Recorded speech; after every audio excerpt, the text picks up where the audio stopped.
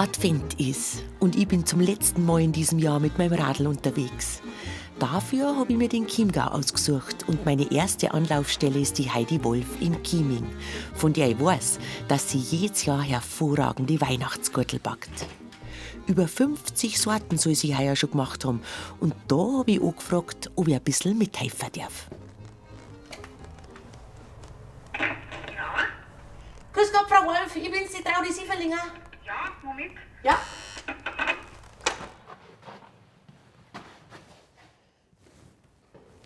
Hallo. Grüß Gott. Ja, jetzt ein bisschen zu früh, ich hoffe, das macht nichts. Ja, schauen wir mal. Boah, da riecht schon richtig gut. Gell? Sind schon mittendrin im Platz? Ja, ich war schon ganz fleißig heute. Gut. Hab Darf schon. man reinkommen? Aber freilich. Gut. Da gehen wir da mit. Da ist die Küche. Da ist die Küche, ja. Ah, oh. Ja, Wahnsinn. Boah, was sind denn das für? Das sind Orangenkeks. Das sind eine Kerze, oder? Ja, genau. Super nett. Ja, darf ich helfen? Ja, Sie dürfen helfen. Ich war jetzt bereit. Gut, dann machen wir Lebkuchen. Gut. Gell? Dann stelle ich das dabei da mit. Die habe ich gestern auf Nacht noch gemacht. Bloß mich hat es auch nicht mehr gefreut. Was ist denn das? Was sind Das sind Annas Lebkuchen. Annas Lebkuchen. Die haben ein bisschen anders. Das sind neue Sorten, die ich eben heuer wieder entdeckt habe. Und die probieren wir aus. Und die haben auch, Und die die schauen sind- auch sehr gut das sind aus. Kürbiskernköpfel. Das sind Kürbis. Darf ich das schon mal probieren? Ja. Ehrlich? Ja, freilich. So schon hingekriegt. Kürbiskernköpfe.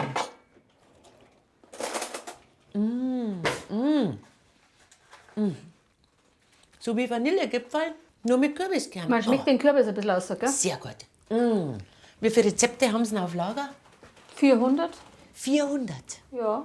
Und da wird immer wieder neu ausprobiert? Ich habe ein Standardgebäck von 40, 50 Sorten. Und dann probiere ich ja jedes Jahr was Neues aus. Weil das ist halt die Sucht dabei. Eine Sucht ist das, oder? Das ist wieder Sucht. Wenn ich dann einmal angefangen habe und dann ist es soweit. Dann tue ich suchen, dann sitze ich oft 2 Stunden auch da und suche und blattelt und was ich ausprobieren möchte. Oder die möchte ich machen und die möchte ich machen. Und dann werden es halt aber so viel. Und jetzt machen wir Haselnuss-Lebkuchen. Ja. Das heißt, für die Frauen, Die, wo es ein bisschen eilig haben, die nicht so viel Geduld haben, weil Platzlbacher ist ja etwas für geduldige Leute. Gell? Und das geht relativ schnell und sie sind besonders und sie schmecken auch recht gut. Marzipan-Rahmmasse, gemahlene Haselnuss, Zucker, gemahlener Zimt. Oh, da gehört ja ganz schön viel rein. Ja, Da darf es jetzt bei mir schon aufhören. nein, das ist aber überhaupt nicht schwierig, weil wir deren alles in eine Schüssel. Okay. 5 Minuten rühren und schon ist er fertig, der Teig. Auf Oblaten kleine Heifel setzen, eigentlich ganz einfach, wie man's kann. Die meisten machen ja den Fehler, dass die Lebkuchen oder überhaupt die Blattsalz lang backen lassen. Und bei den Lebkuchen ist das dann auch so, dann werden die einfach fest. Und dann brauchen die eine ganze Zeit lang, bis die wieder weich werden. Von der Heidi Wolf kann man einiges lernen. Die Haselnuss-Lebkuchen werden noch mit Schokoladenglasur verfeinert und schon ist wieder sortenfertig. Lauter kleine Kunstwerke. Zum Neibeißen gut schaut's aus.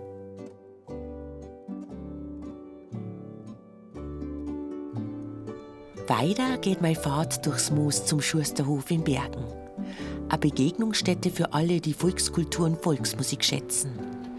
Dort gibt's interessante Veranstaltungen, ein Museum und etwas Einzigartiges zum Anschauen. Gerade jetzt in der Vorweihnachtszeit.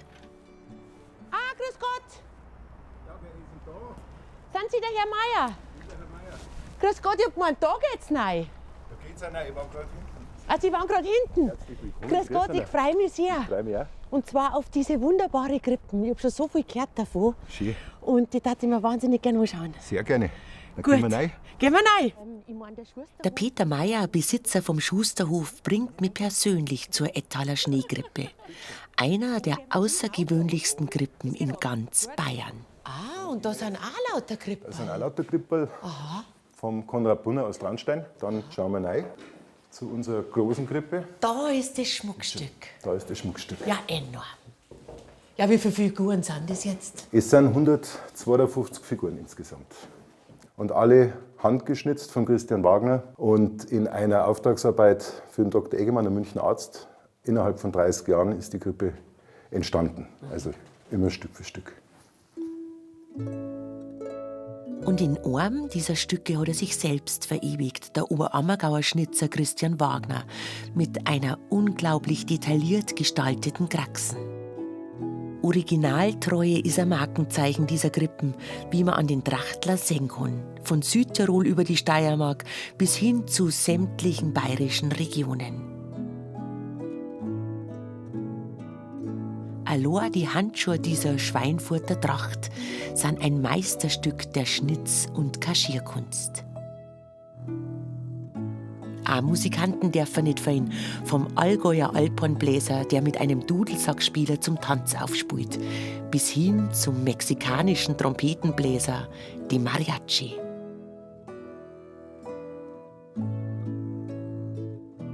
Das ist das, was eigentlich die Krippe uns erzählen will. Sie sehen hier praktisch die ganze Welt. Es gibt bei uns eigentlich nur die bayerischen Krippen, die man kennt, Schneekrippe. Aber die Krippe soll einfach auch ausdrücken, dass der Herrgott für alle geboren wurde und nicht nur für die Bayern, für uns Bayern.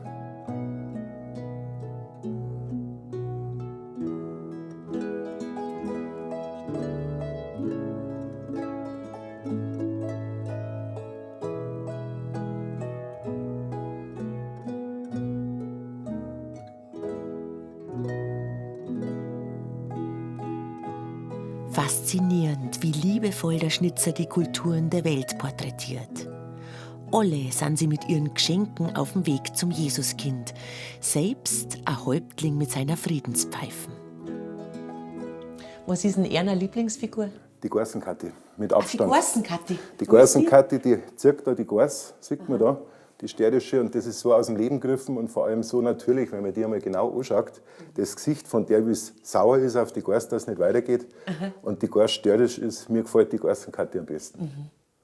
Eine Sache möchte ich noch darauf hinweisen, was man in den Krippen ganz selten einmal sieht, was auch wenigen auffällt, aber man sieht in der Krippe ein Kreuz. Und das ist einfach der Brückenschlag, wobei es unlogisch ist, weil der Herrgott ist ja erst geboren, aber es ist der Brückenschlag vom Alpha zum Omega.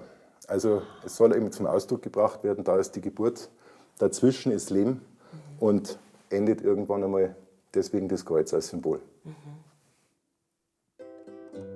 Wie in echt sitzt da der Zitherspieler und erfreut die heilige Familie und die Hirten mit feiner Saitenmusik. Die Szene wirkt auch deshalb so lebendig, weil der Schnitzer Christian Wagner mit ausgeklügelter Lichttechnik gearbeitet hat. Eine verborgene Lampe im Topf des Hirten beleuchtet punktgenau das Gesicht vom Christkindl. Die Krippen im Schusterhof in Bergen hätte ich mir noch stundenlang anschauen können. So viele liebevoll gestaltete Details gibt es in ihr zu entdecken. Aber ich muss zurück nach Chieming, weil ich da mit der Familie Edmeier verabredet bin, die sich übrigens im Advent eher rar macht.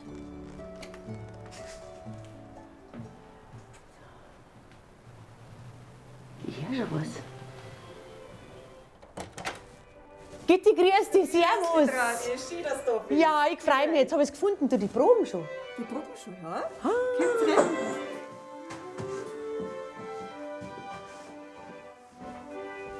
Geigenmusik, genau mal wieder.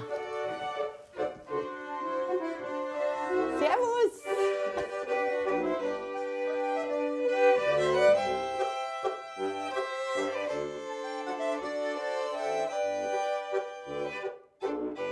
Hausmusik vom Feinsten.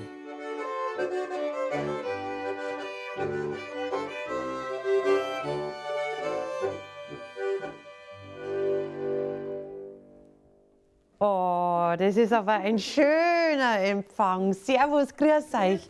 Grüß dich. Du bist die Elisabeth. Du bist die Franziska. Grüß dich. Die Johanna. Und die Johanna. Servus, grüß dich. Alois, grüß dich. Servus. Gitti, schön spielen's. Mensch, jetzt bin ich da. Und freue mich, wenn ich von euch ein bisschen was her. Du, 3 Geigen auf einmal. 3 Ingerl an der Geigen. 3 Schwestern spielen miteinander, musizieren miteinander. Wie ist das für euch? Also ich finde es ganz unkompliziert, weil dadurch, dass wir halt Geschwister sind, haben wir irgendwie so eine bestimmte Ebene, wo wir uns einfach gut verstehen, Musik spielen und auch gut zusammenfinden. Also wir brauchen jetzt nicht ewig zusammenproben, sondern das passt halt irgendwie einfach. Genau, ein Blick reicht manchmal aus. Ja. Was bedeutet euch eigentlich der Advent? Ist schon irgendwo eine wichtige Zeit, einfach zum Overkommen, zum Nachdenken, was war das ganze Jahr, was ist alles passiert, was kann man nächstes Jahr besser machen. Ja, es gibt da mal irgendwie so ein bisschen einen Seelenfrieden oder man kommt halt einfach runter.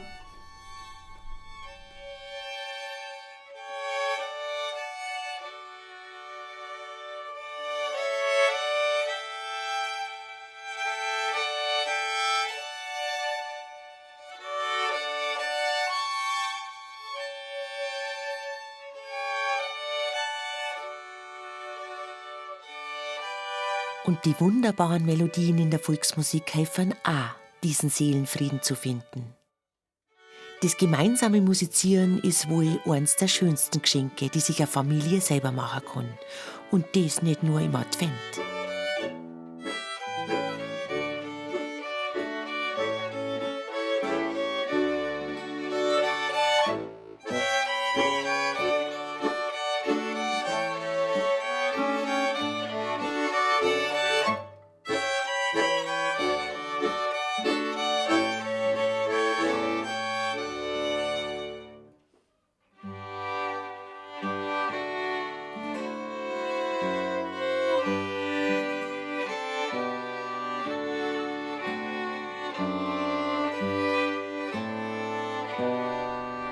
Mit so einer feiner Musik und den besinnlichen Eindrücken, die ich aus dem adventlichen Chiemgau hab mitnehmen dürfen, kann's jetzt wirklich schön Start Weihnachten werden.